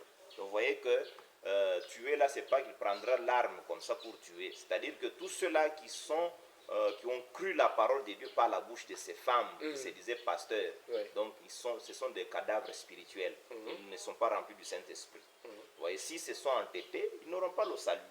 Vous voyez le problème. Donc tu as prêché, les gens ont cru, tu t'es dit pasteur alors que tu es une femme, tu t'es dit apôtre, donc tu es une femme, tu t'es dit évangéliste alors que tu es une femme. Donc tout ce que tu as engendré par ta prédication sont des cadavres, le Seigneur les a tués. Ils ne sont pas remplis du Saint-Esprit, ils n'auront pas le salut. Voilà. Oh, merci beaucoup. L'église d'aujourd'hui, est-elle différente de l'église primitive? Merci beaucoup, tonton Mix. L'église est la seule et la même. Donc, tout simplement, nous, d'aujourd'hui, nous intégrons l'édifice du Seigneur. Mais il y a nous intégrons. Tout à fait. La fondation est déjà là, et il y a l'élévation des murs. Vous voyez, nous n'apportons rien de plus. On n'apporte rien de spécial. Regardez en Actes chapitre 2, verset 47, la bande descendante.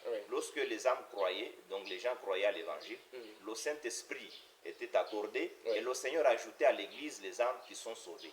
Donc nous, on nous intègre, le Seigneur nous ajoute à l'édifice. Et ce n'est pas différent de ce que les apôtres faisaient. Parce que si aujourd'hui quelqu'un veut vouloir établir ce que les apôtres n'avaient pas établi, il n'est pas de l'église de Jésus-Christ, même s'il se disait qu'il est de Jésus-Christ. Parce que les apôtres, de tout leur parcours sur la terre, on n'a pas vu les femmes qui exerçaient le jeu de la parole. Et aujourd'hui, si quelqu'un dit non, c'était parce que les femmes corinthiennes étaient têtues. Il y a des gens qui disent comme ça. C'est pourquoi Paul a parlé comme ça. Elle était insoumise, c'est pourquoi Paul a dit qu'elle se taise. Non, messieurs. Donc l'évangile est adressé à toutes les nations de la terre. Ce qui a été dit aux Corinthiens concerne également les autres nations. Parce que tous, nous formons, bien entendu, le corps de Christ. Nous sommes un. Nous formons un seul homme nouveau, selon Ephésiens chapitre 2, verset 13 jusqu'à 18. Est-ce que la parole de Dieu évolue? L'évangile évolue? L'évangile est le même. L'évangile, c'est le Seigneur Jésus-Christ. C'est le même. L'évangile, c'est le Seigneur Jésus-Christ. Tout à fait. L'évolution, là, c'est quand vous voyez les gens en train d'ajouter des hérésies. Oh, quand je dormais, Dieu m'a dit. Non, non, il faut que tout ce que vous faites, c'est pourquoi Paul a dit n'allez pas au-delà de ce qui est écrit. Donc quelqu'un ne peut pas se réveiller aujourd'hui pour Dieu m'a dit que pour prier, il faut raser la tête. Dieu m'a dit que pour prier, il faut enlever les souliers. Dieu m'a dit que pour prier, il faut enlever les vêtements. Vous voyez? Et non, non, mais c'est mauvais. Non, non, mais Dieu m'a dit. Non, non. L'évangile est le même. Jésus-Christ est le même. C'est-à-dire qu'il a déjà préétabli, il a déjà établi un plan à suivre. Et ce plan est en pleine exécution. Et dans le plan de Dieu, on n'a pas prévu que dans son évolution, dans son exécution, qu'il y ait des femmes qui intègrent le mystère de la parole. Non. Merci. Une autre question, est-ce que tous ceux qui sont chrétiens doivent être impérativement remplis du Saint-Esprit? Oui, pour être Pourquoi? chrétien. Parce qu'un chrétien, là je dois appuyer avec 1 Pierre. 1 Pierre, chapitre Parce 4. qu'apparemment, ceux qui laissent les femmes prêcher là n'ont pas le Saint-Esprit. Tout à fait. Du fait qu'ils le font en dehors de la volonté du Maître lui-même. Absolument. Vous n'avez pas dit le contraire. Regardez ce que l'apôtre Pierre dit. Je suis en 1 Pierre chapitre 4. Je commence par le verset 12. Oui. Et il dit ceci. Bien-aimés, ne soyez pas surpris comme d'une chose étrange qui vous arrive, de la fournaise qui est au milieu de vous pour vous éprouver. Il parle des souffrances, des persécutions qui atteignaient les saints. Il dit cela n'est pas étrange, ne soyez pas surpris de cela. Réjouissez-vous au contraire de la part que vous avez aux souffrances de Christ, afin que vous soyez aussi dans la joie et dans l'allégresse lorsque sa gloire apparaîtra. Si vous êtes outragés pour les noms de Christ, vous êtes heureux, parce que l'Esprit de gloire, l'Esprit de Dieu repose sur vous. Vous voyez qu'il précise que quand quelqu'un est persécuté pour les noms du Seigneur, c'est la preuve que l'Esprit de Dieu est sur cette personne. Il continue. Que nul de vous, en effet, ne souffre comme meurtrier, ou voleur, ou malfaiteur, ou comme s'ingérera dans les affaires d'autrui. Verset 16. Mais si quelqu'un souffre comme chrétien, voilà là il y a votre question. Oui. Si quelqu'un souffre comme chrétien, qu'il n'en ait point honte, et que plutôt il glorifie Dieu à cause de son nom. Donc un chrétien, c'est quelqu'un qui est rempli du Saint-Esprit. Parce que c'est un disciple de Jésus-Christ, oui. Un disciple fait ce que son maître fait. Donc quelqu'un qui dit qu'il est chrétien, c'est-à-dire qu'il a déjà l'Esprit de Christ en lui. Maintenant, quelqu'un qui se dit chrétien, mais il n'a pas l'Esprit de Christ, c'est un faux chrétien. Parce qu'il y a aussi des faux Christ aujourd'hui. C'est pourquoi j'ai dit, il y a des gens qui admettent certaines choses, soit par ignorance, soit par l'incrédulité. C'est là, il y a deux choses. J'aime le langage de l'apôtre Paul. En Éphésiens chapitre 4, là, il y a l'ignorance et l'incrédulité. Si c'est fait par ignorance, il y a le pardon de péché. Maintenant, quand il y a l'incrédulité jusqu'au bout, à ce moment-là, c'est la punition qui doit s'en suivre. Voilà, je vais lire Hébreux 13, 8 et 9. Et vous allez donner votre opinion. D'accord. Jésus-Christ est le même hier, aujourd'hui et pour toujours. Ça c'est 8. Oui. Ne vous laissez pas entraîner par toutes sortes de doctrines qui sont étrangères à notre foi. Ce qui est bien en effet, c'est que notre cœur soit affermi par la grâce divine et non par des règles relatives à des aliments. D'accord. Quel est votre commentaire par rapport à ces deux versets du chapitre 13 d'Hébreux? D'abord le verset 8. Jésus-Christ est le même hier, aujourd'hui, éternellement. C'est un passage que beaucoup ne comprennent pas. Jésus-Christ est le même hier. Et veuillez l'expliciter. Voilà. Jésus-Christ est le même hier, aujourd'hui, éternellement. C'est par rapport à son plan. Donc le plan de Dieu, depuis l'éternité, il demeure le même. Dieu a Il n'a pas changé. Il n'a pas changé. Dieu a déjà élu des gens qu'il doit sauver avant la fondation du monde. Il les a élus. Et il a déjà préétabli ce qu'il fallait suivre. Je donne un exemple. Il avait prévu qu'il allait choisir Israël comme étant sa nation. Ça, c'est Deutéronome chapitre 7, verset 6 jusqu'à 10. Il avait prévu ça. Israël devrait marcher avec la loi. Israël devrait donner la dîme de la menthe, du cumin et de la nette. Israël devrait construire, devrait adorer dans un temple fait de mains d'hommes. C'est Dieu qui avait voulu ça. C'est dans son plan. Maintenant, le plan de Dieu qui évolue, dans le même plan, il a prévu que le véritable temple de Dieu devrait apparaître. La maison véritable de Dieu qui est l'église devrait apparaître. Et dans ce temple spirituel, il y a d'offrandes spirituelles qui devraient être offertes. Donc vous voyez, à ce moment-là, ce plan-là est le même. Dieu ne peut pas se réveiller un jour et dire non, ce que j'avais fait là c'est mauvais, je change. Non, Dieu n'est pas un homme. Pour dire, par exemple, je donne l'exemple d'un maçon, un architecte, il avait conçu un plan de la maison. Il peut arriver à un moment et dire, non, non, je modifie mon plan. Dieu n'est pas comme ça. Donc ce qu'il a prévu, il doit le réaliser. Comme il avait prévu que dans ce qu'il doit faire, la femme ne peut pas exercer de la parole, à ce moment-là, il ne peut pas dire non, non, en 2005, en 2025, en 2030, comme ça, je vais changer, je dois évoluer. Non. Donc son plan est le même, c'est ça, être le même hier, aujourd'hui, éternellement. Vous voyez, il a traité avec Israël dans la loi, et la loi n'est plus d'actualité, ses offrandes ne sont plus d'actualité. Aujourd'hui, c'est la grâce qui est en vigueur. La grâce a ses offrandes, la grâce a sa façon d'adorer, mais c'est le même plan que Dieu a tracé depuis l'éternité. Donc il ne change pas. Maintenant au verset 9, il parle de ne plus se fier aux doctrines étrangères. C'est-à-dire quoi? Les gens, au lieu de se baser à... Comme les gens disent Voilà. que la doctrine que vous prêchez est étrangère Non, à la saine doctrine. elle n'est pas étrangère. Je donne des passages bibliques ici, les déclarations du Seigneur lui-même, les déclarations des saints apôtres. Lui-même en Luc, je l'ai dit en prélude, en Luc chapitre 6, verset 12, en descendant, dans le choix, est-ce que c'est ma parole? Dans son choix, il a désigné les hommes. L'apôtre Paul vient dire, je ne permets pas à la femme d'enseigner, ni de prendre parole, ni de prendre autorité sur l'homme. Ce n'est plus moi qui le dis. L'apôtre Paul dit que les femmes se taisent dans les assemblées. Ce n'est plus moi qui le dis. Donc, maintenant, celui qui va insinuer autre chose que ce que les apôtres ont déclaré, c'est celui-là qui apporte la doctrine étrangère.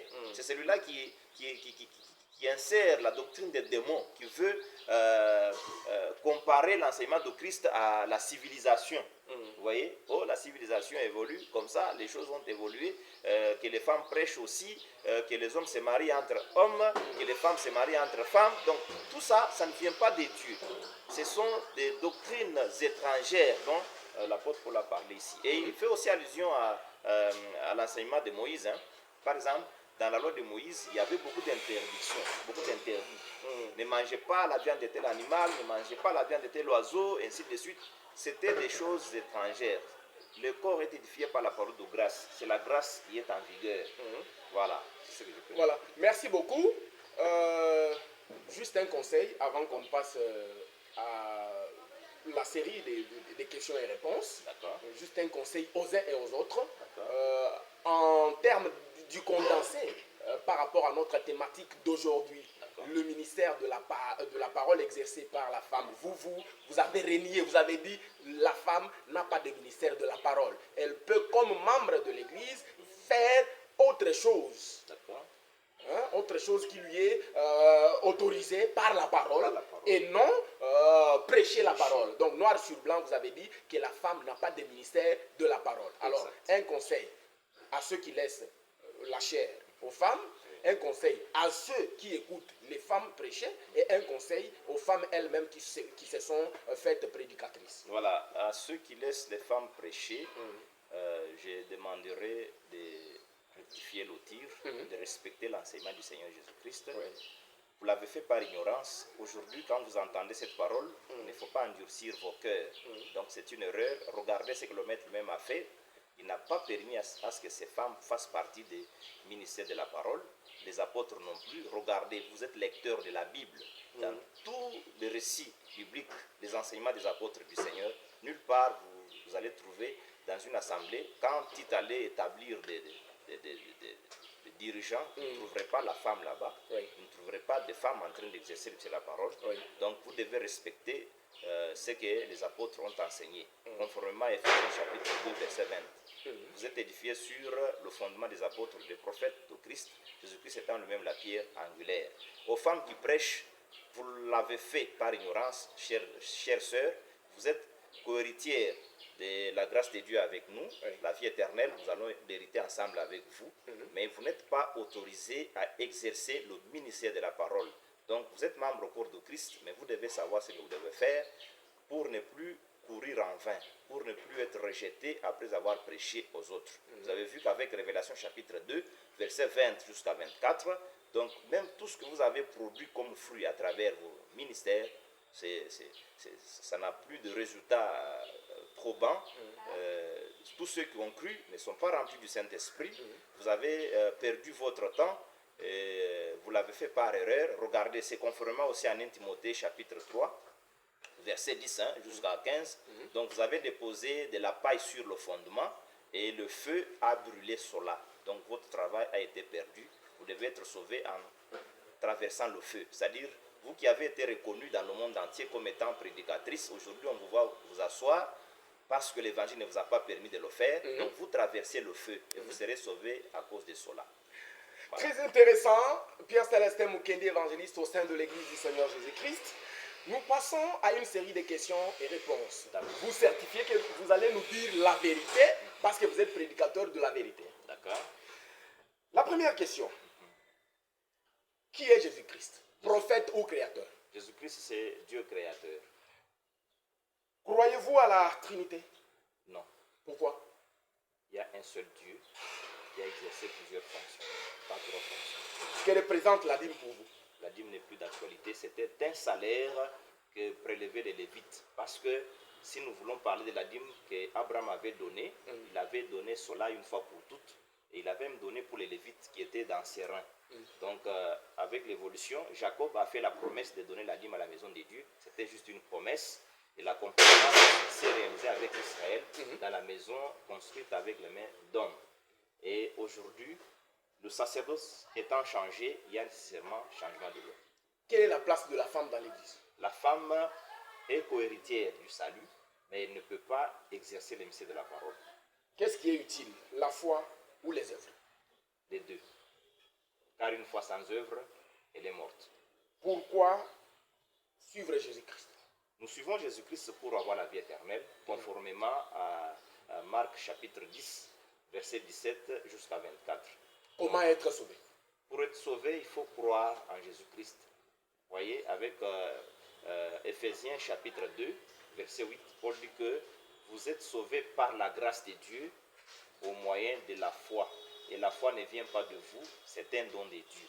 Donc lorsque vous croyez en Dieu, c'est la foi que vous avez reçue de la part du Seigneur. Et vous êtes sauvés gratuitement parce que et le salut et la grâce, la faveur qui vous est accordée viennent de la part du Créateur. La prière, qu'est-ce qu'elle représente dans la vie d'un chrétien? La prière, c'est toute une offrande. Selon Apocalypse chapitre 5, verset 8, c'est une offrande que nous accordons à Dieu. C'est par la prière que nous adressons nos besoins. Nous faisons connaître nos besoins à Dieu. Selon Philippiens chapitre 4, verset 6. Par des requêtes, des supplications, ainsi de suite. Donc la prière est très importante. Elle nous permet d'adresser ou de faire connaître nos besoins à Dieu. Comment se maintenir dans la foi? Pour demeurer dans la foi, il faut être rempli du Saint-Esprit. Voilà. Quand vous avez le Saint-Esprit, là vous êtes enraciné dans l'évangile du Seigneur Jésus-Christ. Les miracles continuent-ils ou ils sont révolus? Les miracles continuent parce qu'avec Marc chapitre 16, verset 17, le Seigneur lui-même l'a déclaré. Voici les miracles qui accompagneront ceux qui auront cru. Donc les miracles sont d'actualité. Merci, c'en est fait, c'en est fini. Nous sommes arrivés aux confins de cette émission Boalou Boaditunga, puis c'est traduit en français par Affaires d'État.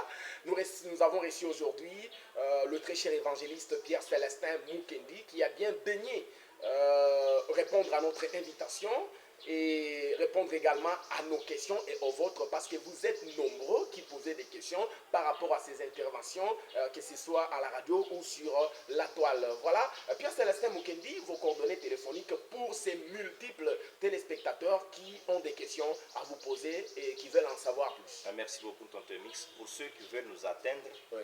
Nous n'avons pas l'habitude de collecter les fonds, oui. Comme d'aucuns le font. Quand nous donnons nos numéros, ce n'est pas une occasion de dire, voilà, il donne son numéro pour être vu, pour être connu. Non, c'est juste pour le partage de l'évangile. Pour un échange. Pour un échange autour de la parole. Dieu, voilà, vous avez écouté, vous avez regardé ce que nous avons déclaré. Vous voulez être éclairci beaucoup plus, vous pouvez nous contacter en ce numéro.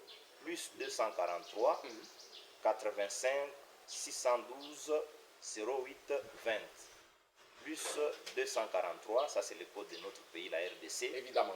85 612 08 20. Ou encore plus 243 99 805 66 84. Je peux reprendre pour ceux qui sont en France. Sans embâche. Quand je parle de 99, ils ne se retrouvent pas, ils sont perdus. Je suis à plus 243 99 805 66 84. Ça, c'est mon deuxième numéro. Voilà. utilisées par votre protocole? Je n'ai pas de protocole, ce sont des habitudes que nous dénonçons. Vous trouvez un serviteur de Dieu entouré de petites filles qui essuient ses sueurs et par après c'est la prostitution qui va s'en suivre. La sainteté est foulée au pied. Très rigoriste. C'est la parole du Seigneur qui nous recommande d'être comme ça. Merci beaucoup d'avoir été des nôtres sur Précédence Télévision. Nous sommes contents et honorés par la présence de cet homme de Dieu qui a prêché l'évangile sans complaisance. Vous l'avez suivi, il a répondu à nos questions. Et si vous avez des soucis, vous avez des suggestions, vous avez des remarques, veuillez les formuler au numéro affiché au bas de l'écran. Boalou Boadi Tunga, c'est l'intitulé de ce programme que vous avez suivi et apprécié à juste valeur.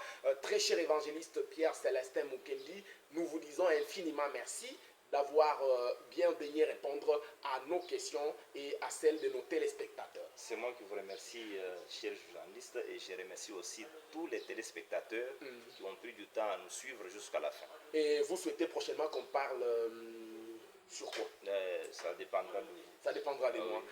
Voilà, merci beaucoup. Je préfère que l'on parle sur la vie éternelle. La vie éternelle, qu'est-ce? D'accord. Parce que c'est ça le mobile. Hein, le mobile pour lequel nous prions. Pour lequel nous prions. Voilà, nous allons parler de la vie éternelle. La vie éternelle, qu'est-ce? Et où peut-on la trouver? Parce que tout le monde prétend la détenir. Ou tout le monde prétend la distribuer. D'accord. La vie éternelle, c'est quoi? D'accord. Et qui la donne? Qui la détient? Par quel signe peut-on reconnaître que tel a la vie éternelle? Voilà, merci beaucoup, mesdames et messieurs. La suite au prochain numéro. Boalou Boadi Tunga, ça n'est fait pour aujourd'hui. Ça dépend de l'heure à laquelle vous nous avez suivis. Bonjour, bonsoir. Vraiment, nous vous aimons et vous souhaitons toutes les bonnes choses. Grâce à Dieu, nous allons devoir nous retrouver tout prochainement. Bye bye. Pierre-Célestin Mukendi, merci beaucoup. Merci, Tonton Mix.